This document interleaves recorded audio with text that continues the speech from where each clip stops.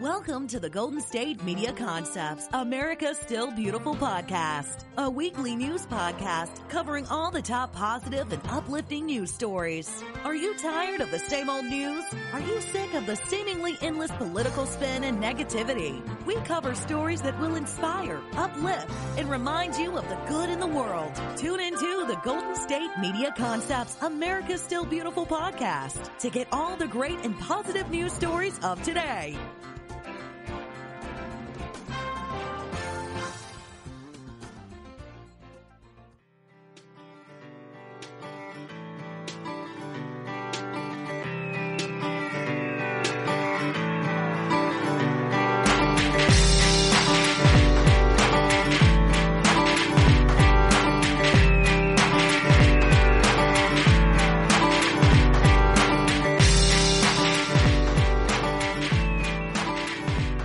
Welcome to GSMC, America's Still Beautiful podcast, brought to you by the GSMC Podcast Network. I am your host, Alyssa Jo. Hello.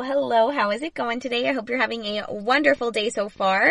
I'm back to bring you more positive, feel-good stories, and you already know it's the best part of my day. I love sharing these stories with you guys, and I just love being that outlet that only shares positive news, and especially in our chaotic world right now, the headlines can be so negative and can be so draining, but I promise you can always count on me to uplift your spirits with this podcast.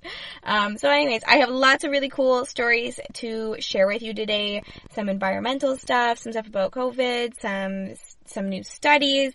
There's lots of things for everyone to enjoy, so let's just jump right in. I hope you enjoy today's episode. So some chemical engineers from Sydney have developed a new technology that helps convert harmful carbon dioxide emissions into chemical building blocks to make useful industrial products like fuel and plastics.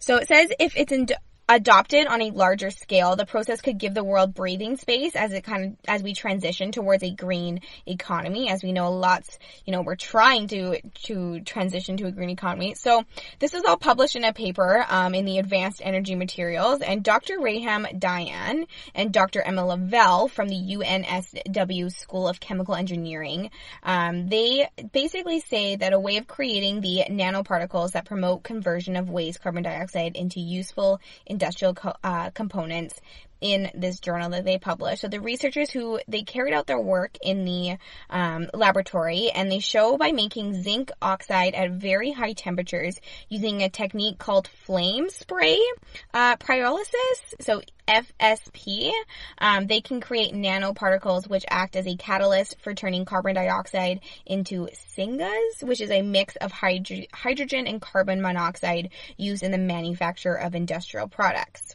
So the researchers say that this method is cheaper and more scalable to the requirements of heavy industry than what is available today in our world.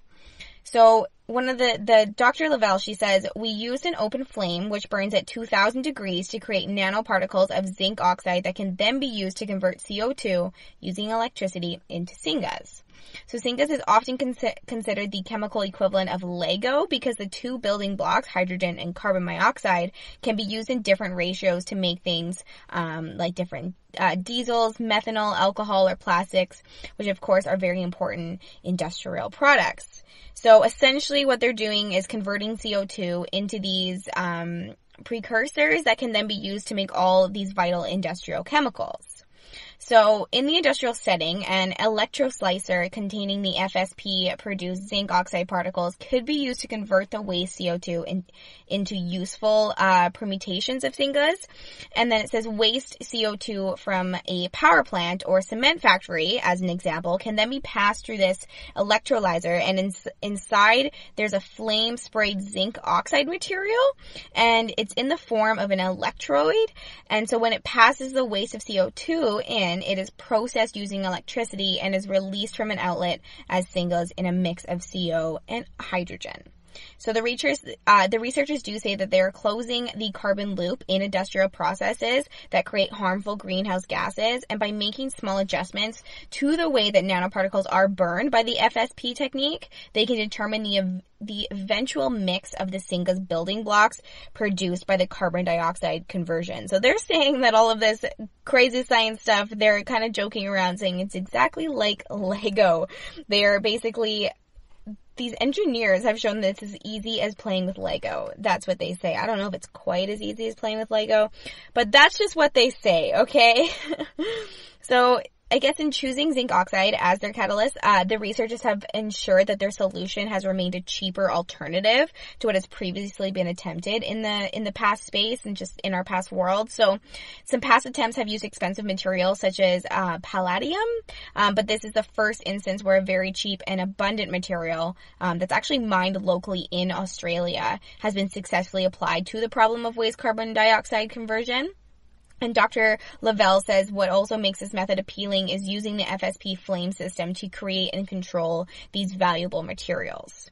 So it means that it can be used industrially, it can be scaled, it's super quick to make the materials, and very effective. So we don't need to worry about complicated synthesis techniques that use really expensive metals. We can burn it and in 10 minutes have these particles ready to go. And by controlling how you burn it, then they can control the ratios of desired Signa's building blocks. Pretty crazy, right? So this researcher duo, these scientists have already built an electrolyzer that has been tested with the waste CO2 gas that contains some contaminants, scaling the technology up to the point where it could convert all of the waste carbon dioxide emitted by a power plant is still a way down the track. But the idea is that we can basically take a point source of CO2, such as a coal-fired power plant, a gas power plant, or even a natural gas mine, where you liberate a huge amount of pure CO2, and they can basically essentially retrofit this technology at the back end of these plants. Then you could basically capture that produced CO2 and convert it into something that is hugely valuable to the industry. So they're still kind of working on it. It's still kind of a works in progress, but it is happening. So there you go. So there you have it. A fun little new discovery, a new study that will help us transition into a green economy because it's happening. Now, my next story is actually about another study, and this is pretty cool. So they're saying that shining a deep red light for 3 minutes a day into your eye, even through your eyelid, can significantly improve declining eyesight. Crazy. So literally shining a deep red light for 3 minutes a day into your eye, even through your eyelid. So this was kind of all gathered at the University College London led study. It's the first of its kind in humans, which is crazy. So the scientists that believe the discovery, they're saying that this could help the millions of people globally with naturally declining vision by signaling the dawn of new affordable home-based eye therapies. So I guess in the UK, there are currently around 12 million people over the age of 65, and all will have some degree of visual decline because of retinal aging. So they say as you age, your visual system declines significantly, particularly once you are over 40. So they're saying that your retinal sensitivity and your color vision are both gradually undetermined. So to try to stem or reverse the decline, we sought to reboot the retina's aging cells with short bursts of long-wave light. So that was their idea. So the pace of aging in an eye's retina is partially set with the cell's mitochondria, whose role is to produce energy, that's known as ATP, and boost cell function, and then start to decline. So basically the mitochondrial density is greatest in the retina's photoreceptor cells, which have high energy demands. So then as a result, the retina ages faster than other organs with a 70% ATP reduction over life, causing that significant decline in the photoreceptor function as, it lacks the energy to perform the normal role. So researchers have now built on this kind of previous finding. They've done this in mice, bumblebees, and fruit flies, which all found significant improvements in the function of the retina's photoreceptors when their eyes were exposed to deep red, long wavelength light. The mitochondria have a specific light absorbent characteristics influencing their performance. So basically longer wavelengths spanning about 650 to 100 NM, are absorbed and improved mitochondrial performance to increase energy production, rather kind of like recharging a battery. They say that you can kind of compare this to, which is just crazy. So the retina's photoreceptor population is formed out of the cones that mediate color vision and rods and provide peripheral vision and adapt vision in low and dim light. So at the start of the study, there was 24 people, 12 male and 12 female, between the ages of 28 and 72, with no ocular disease, were tested for the sensitivity of their rods and cones. Rod sensitivity was measured in dark adapted eyes, with the pupils dilated, and then by asking participants to detect dim light signals in the dark, and cone function was tested by subjects identifying colored letters that had very low contrast and appeared increasingly blurred, which is a process called color contrast. So all participants were then given a small LED torch to take home, and they were asked to look into it the deep red light beam for 3 minutes a day for 2 weeks. Participants were free to close their eyes and place them over the device, over their eyelid, since the red light is not filtered by the eyelid, and then they were retested for their rod and cone sensitivity. So the researchers found that all of the light that had no impact actually in younger individuals, significant improvements were found in those that were about 40 years old or over. So the cone color contrast sensitivity, the ability to basically detect colors, that's improved by up to 20%, and particularly in the blue part of the color spectrum that is more vulnerable in aging. So that's pretty cool. So rod sensitivity, which is the ability to see in low light, also improved significantly, but it was less than the color contrast. So 20% color contrast increased. Pretty interesting. So these devices are going to be coming out, and you can actually get them for your home. So stay tuned for those things to come out. If you want to find more about this article, you can go to the University of College London, and there's a bunch of information on it if you're interested in finding out more information about it. All right, it is time for a little bit of a break, but don't go anywhere. When we get back, I have more feel-good stories to share with you, including maybe a destination you might want to go even during this pandemic. It's pretty interesting. It's pretty cool. You don't want to miss it. So stay tuned. We'll be right back.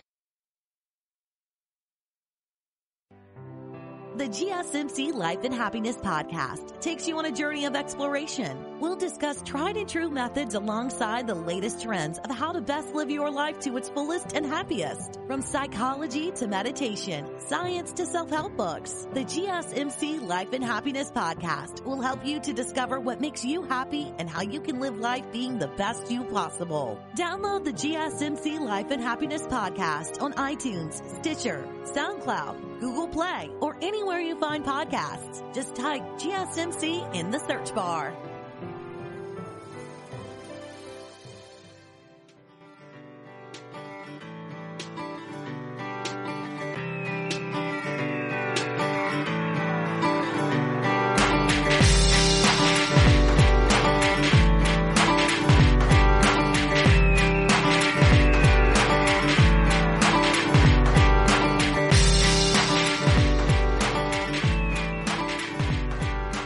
Welcome back to GSMC, America's Still Beautiful podcast, brought to you by the GSMC Podcast Network. I am your host, Alyssa Jo. We are back with more feel-good, positive stories to share with you today. And this next one is about a destination you might want to go during this pandemic. I don't know, maybe so.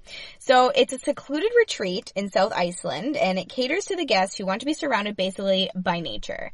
Now, I'm definitely going to post a picture of this area on our social media pages, so make sure you go follow and like our social media pages so you can see that image. But basically it is this bubble with a bed in it, and you are surrounded by the beautiful night stars and the sky, and you're just surrounded in nature. So you're sleeping under the stars, but you're in this like really cool, unique bubble.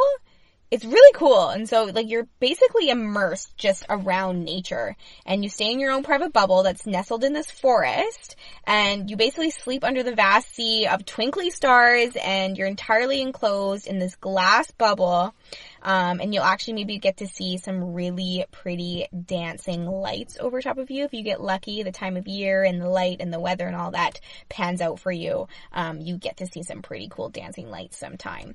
So Robert Robertson, he's the owner and managing director of this bubble project they called. And he basically summed it up by saying, some childhood dreams stay with us for our whole lives. So sleeping under the stars or watching these lights dance is one of those lifelong dreams. So he's an entrepreneur and he created the bubble concept to basically fulfill those dreams for many people.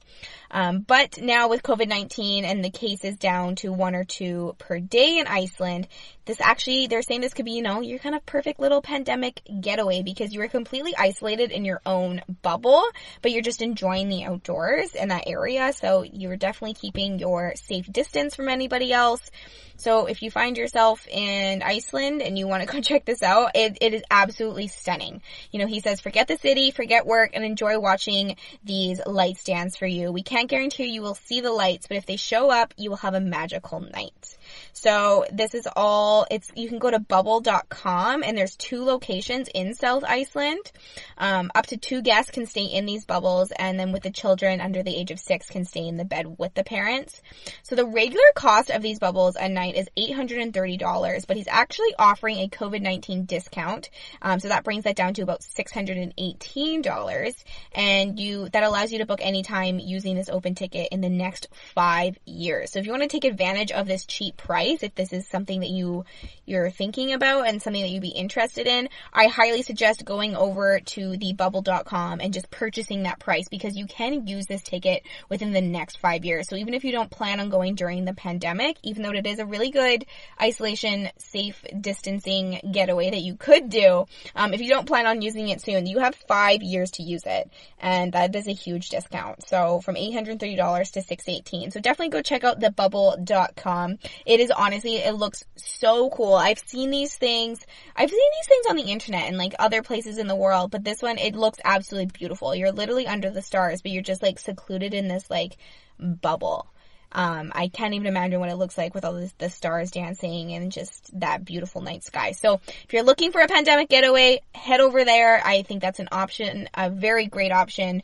Or just purchase the ticket and use it within the next 5 years because we can all use vacation, right? Even if it's we don't know when, but within the next 5 years, then you have it in your pocket and you save some money with it. So check those out. I will post some of those pictures up on our social media because it's so cool to see. And I love seeing entrepreneurs just come up with cool ways for us to live our dreams. Like that is just such a cool way to live, the childhood dream of sleeping under the stars. We always want to do that, right? Can I sleep outside tonight? Like I remember I used to asked to sleep on my trampoline, I think is what I used to do. And sleep. I definitely used to put a tent up in my backyard. I am guilty of that. I'm that person that has done that when I was younger. I've also think I just slept right on the trampoline or like on the deck when you're camping or something like that. But then you get eaten by bugs. This bubble, you're literally inside this bubble and it's absolutely gorgeous. So go check that out if you are in interest of that. But now my next story is actually about COVID-19, but it's actually Google Maps. They have this new feature now, and it's like COVID-19 travel alerts, and it's all with like social distancing mandates and crowd levels. So I don't know if you've updated your Google Maps recently, but with, the kind of the second waves, I guess they were calling of COVID-19, that's resulting from the loosening of all these restrictions in countries all around the world. A lot of numbers have gone up. The nice thing is that most death rates or anything like that have not gone up, but the numbers have gone up just because, well, we're a lot closer, we're going in public, we're not completely contained in our houses, so it's kind of bound to happen, right? But now Google Maps has literally made this like new update to it. So it's so interesting. So I know it's kind of difficult to be sure you're following those enforced social distancing or other measures like, wearing your mask. Like some countries are completely different. Some towns, some municipalities, everyone has different rules, which I find is one of the hardest things with going through, you know, these phases that I go into different shops and places, and no one really has the same rules, from what I've experienced. And so sometimes it's really hard to know what you need to do. So now Maps is including this public transit information in a lot of the countries where travelers might find themselves. So they're expanding beyond Argentina, Australia, Belgium, Brazil, Colombia, France, India, Mexico, Netherlands, Spain, Thailand, United Kingdom, and of course, the United States. So these new alerts features mandates on social distancing and mask wearing, but also they include things like the average passenger counts and the greatest hours of crowdedness on trains and buses. Because even though we are allowed to, you know, use transit and go outside a little bit more, sometimes I feel like I'm still avoiding them because I don't want to be in large crowds. So literally your Google Maps is going to tell you when a good time is to take transit, which is super cool. So it's powered by millions of contributions from past transit passengers, and the new predictions can help people see how crowded a particular bus line or train tends to be at any given time of the day. So that way you can kind of plan your schedule out and plan around the crowds if possible, which is just a cool idea. So Google said that this is all in a press release, that this function should be ideal for essential workers, especially looking to get to and from work in a safer and informed way. And then once Google receives some authoritative data from local, state, and federal governments or from their websites, the update will also include driving alerts showing COVID-19 road checkpoints and information on requirements and eligibility when driving to hospitals or coronavirus test centers. So basically, most of the information you need with COVID-19 and traveling is going to be found right on your phone in your Google Maps. You know, there's not many things that are more unsettling than trying to find new laws and regulations and all these different things on websites, especially when you're traveling, if you're going to a new area, a new town, new city, whatever it is. And like I said, everyone's kind of different, the rules that are happening. So this way, it's on your phone. Google Maps has your travel tips for you with COVID-19. So if you need them, pull them up on your phone, make sure you update your Google Maps, and that'll help you get away or get around safely. Now, my next story, all you animal lovers out there will definitely enjoy this one. So they're saying that the world's rarest wading bird is making a comeback. Its population has risen by 30%. So a decades-long fight to recover the world's rarest wading bird is now kind of finally turning the corner with the success of New Zealand's massive effort to prevent extinction of their most unique and amazing species. So I don't know if you can guess what wading bird this is from what I just kind of gave away, but it's called the kaki. I hope I'm saying that right, K-A-K-I. So this has been a 40-year long program to protect this bird, and it's paying off because there is now a record number of adult kaki now living in the wild, and this is all thanks to the ongoing work of the New Zealand Department of Conservation's kaki recovery program. So the population of adult kaki has literally increased by 30% to 169, which is the largest increase in nearly 40 years. So the kaki is the man versus wild of the wading bird world. That's what they say. After all of its friends have kind of left New Zealand's southern Alps for the winter, this bird actually shelters in place, toughing out the temperatures that are as low as -4 degrees or -20 degrees Celsius. So basically these birds were at one point, widespread across this kind of unique system of braided rivers in New Zealand, but the introduction of non-native predators like stoats, ferrets, feral cats, and rats basically declined the population. There was only about 23 adults and 4 breeding pairs in the wild by 1981. But it's increased so much. So they're saying that they currently have 116 juveniles and 11 older kaki in their care. And this season they've collected eggs from 3 breeding pairs in their facilities and 26 wild breeding pairs, which is pretty cool. They then artificially kind of incubated the kaki and raised these young chicks who were held over the winter and released into the wild at about 9 months of age. So there you have it for all you animals lovers out there. One of the rarest wading bird is making a comeback. All right, it is time for another break, but don't go anywhere. I have probably the best stories of today's episode coming up in this last stretch. So don't go anywhere. We'll be right back. Tired of searching the vast jungle of podcasts? Now listen close and hear this out. There's a podcast network that covers just about everything that you've been searching. Hey! The Golden State Media Concepts Podcast Network is here. Nothing less than a podcast bliss with endless hours of podcast coverage. From news, sports, music, fashion, cooking, entertainment, fantasy, football, and so much more. So stop lurking around and go straight out to the Golden State Media Concepts Podcast Network. Guaranteed to fill that podcast itch. Whatever it may be. Visit us at www.gsmcpodcast.com. Follow us on Facebook and Twitter and download us on iTunes, SoundCloud, and Google Play.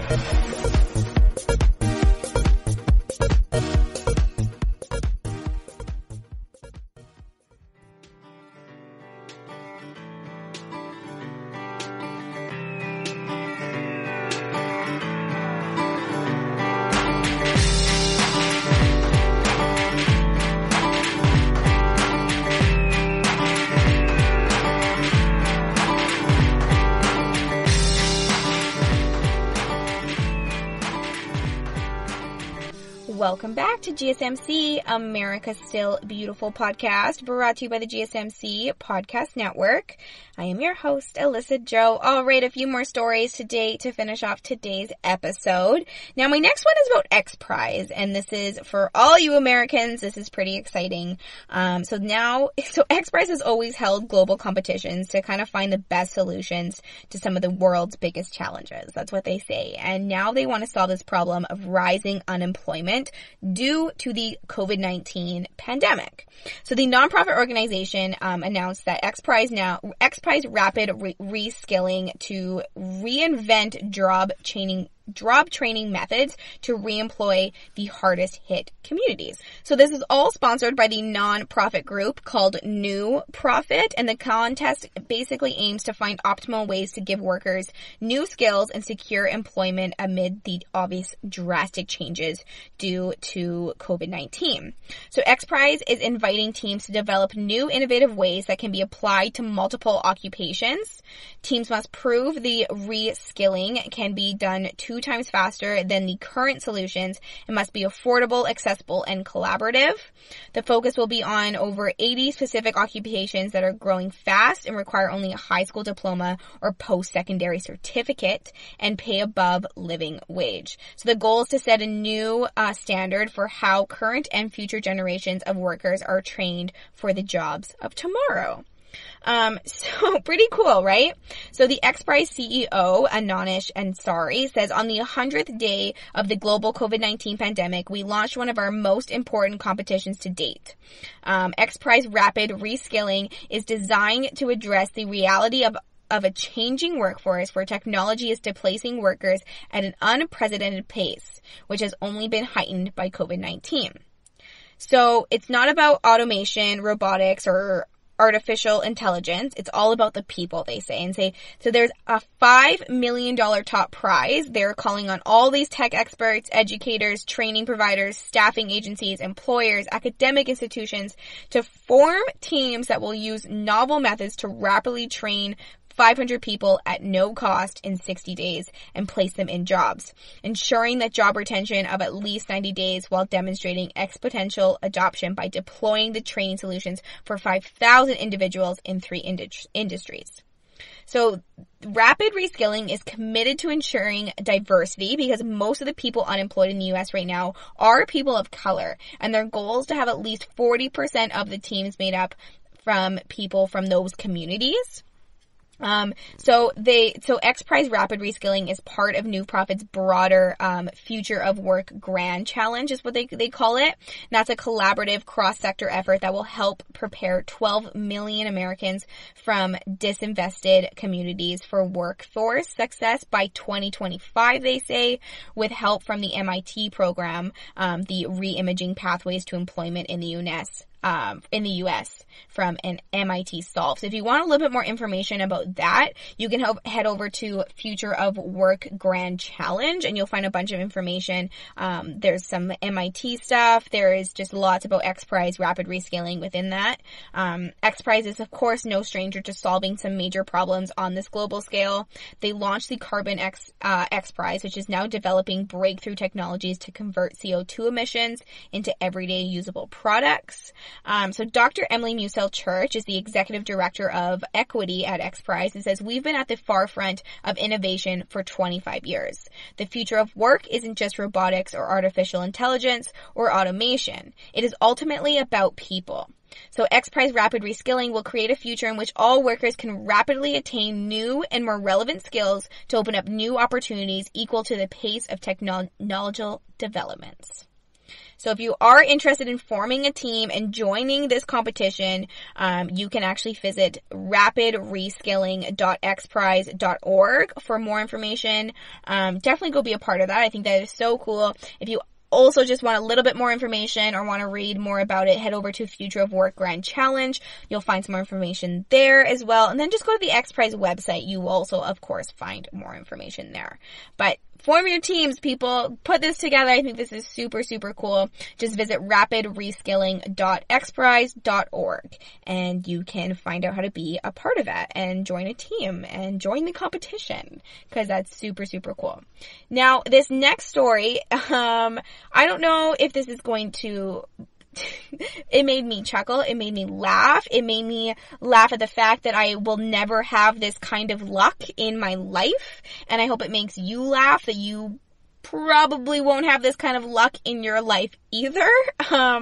So Mark Clark, he is probably the luckiest man in the world, in Michigan, they're saying right now, but I'm gonna have to say in the world because this is pretty lucky.